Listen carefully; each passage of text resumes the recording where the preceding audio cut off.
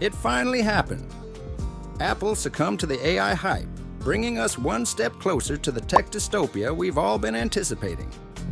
In the near future, your iPhone won't just be smart, it'll be intelligent. And by intelligent, I don't mean artificial intelligence. I mean Apple intelligence. Yesterday, Apple made waves by introducing AI to everyone, or more accurately, everyone with an iPhone 15 Pro or better.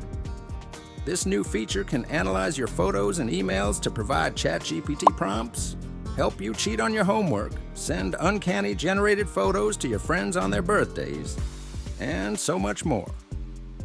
As expected from Apple, this innovation is receiving an almost fanatical level of praise from the mainstream.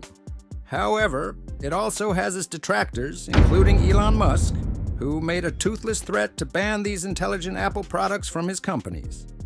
In today's video, I'll delve into why Apple Intelligence is actually a pretty dumb idea. It's June 11th, 2024. Yesterday, Apple's keynote at its Worldwide Developers Conference, WWDC, was a spectacle, but let's be real. WWDC is more about pleasing shareholders than developers. Apple, which was the world's most valuable company, was recently dethroned by Microsoft and Nvidia. That's an embarrassment of epic proportions. For the past year, everyone's been asking, when will Apple jump on the AI bandwagon? Yesterday, Apple made a bold move by rebranding AI from artificial intelligence to Apple Intelligence. A clever idea borrowed from Alibaba. You'd think a $3 trillion company would have the resources to train its own large language model, but apparently that's not the case. Essentially, Apple Intelligence can understand the context of everything happening on your device. Emails, photos, you name it. This intelligence is embedded into apps across the system, enabling useful actions like setting calendar reminders based on your life's events. Apple does have its own AI models that run on device and will use those primarily. However, if those models fall short, it'll resort to prompting GPT-4 remotely. You can access ChatGPT for free. ChatGPT looks suspiciously similar to the creepy Copilot Plus PC that caused a stir last week. To be fair, Apple has a better track record when it comes to privacy, but how can they share data remotely with OpenAI and still call it private? They introduced something called private cloud compute, which allows your phone to offload complex tasks to the cloud. Apple claims that user data is never stored and requests are not logged. This private cloud has been audited by a third party to ensure no personal data is leaked. But in reality, your data is not yours and is processed by closed-source software on internet-connected servers.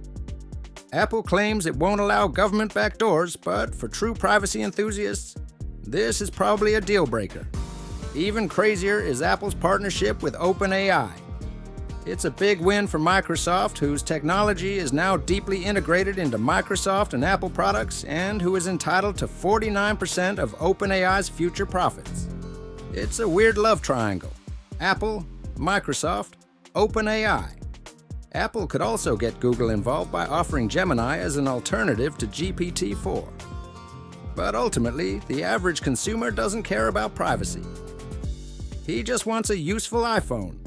Siri's new features will allow us to do so much more just by talking to our phones, making devices like the Rabbit R one even more obsolete than they already are.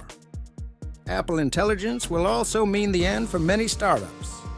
It will rewrite text and correct grammar, potentially putting Grammarly out of business. One of the coolest new apps is a handwritten AI calculator that will effectively make all other calculator apps obsolete.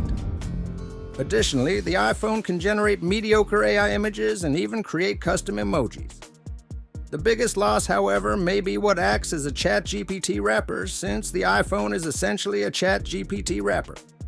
This is pretty surprising, but if you have an iPhone 15 standard or later, you won't get the benefits of Apple Intelligence. Apple is thriving on FOMO, but implementing AI models requires a lot of computing power. The A16 chip in the iPhone 15 only has 6 GB of RAM and a neural engine capable of processing 17 TOPS. trillion operations per second, while the A17 Pro has 8 GB of RAM and can process 35 TOPS. This is a big difference, but it's just the beginning. Apple has laid the foundation for us to continue to be addicted to AI FOMO for the next decade. At this rate, it won't be long before your iPhone is smarter than you. Then you might be advised to buy a flip phone and switch to Linux. This was a report from Next Gen Business AI. Thanks for watching. See you in the next video.